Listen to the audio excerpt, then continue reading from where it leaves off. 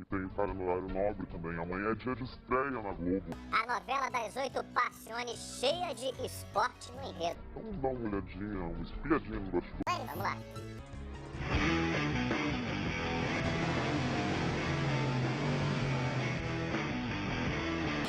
Carros da pista, câmeras posicionadas e o carro do Gerson Gouveia, papel de Marcelo Antoni alinhado.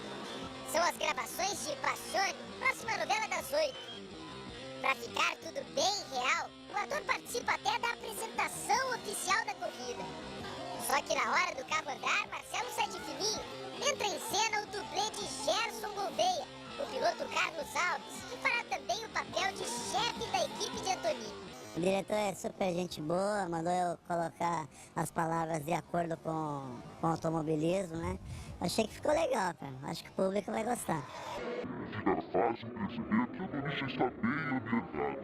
Não precisa nem dizer que ele virou uma atração à parte, em pleno dia de corrida. É fascinante, é delicado, porque a gente está entrando numa seara que a corrida é agora ao vivo.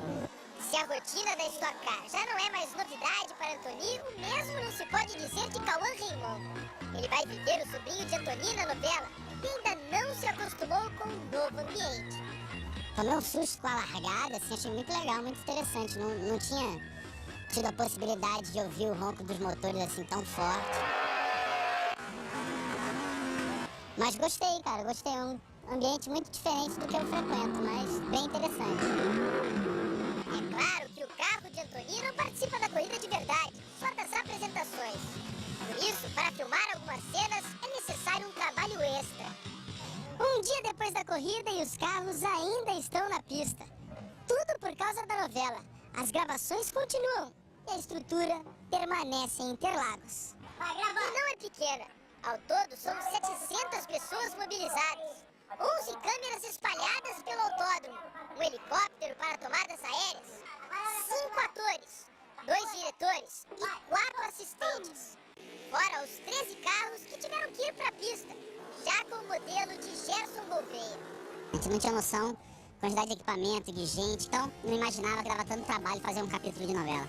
E é tudo bem organizado. Antes de cada tomada na pista, reunião entre pilotos e o diretor. Bem engraçado porque eu vejo o diretor falando pros pilotos, pro Cacá, pra todo mundo assim, ó, cuidado, ó, tem uma curva, hein, tá? Você tem que vir perto da mureta do carro, mas cuidado que tem uma curva. Eu fico falando isso pros caras, velho.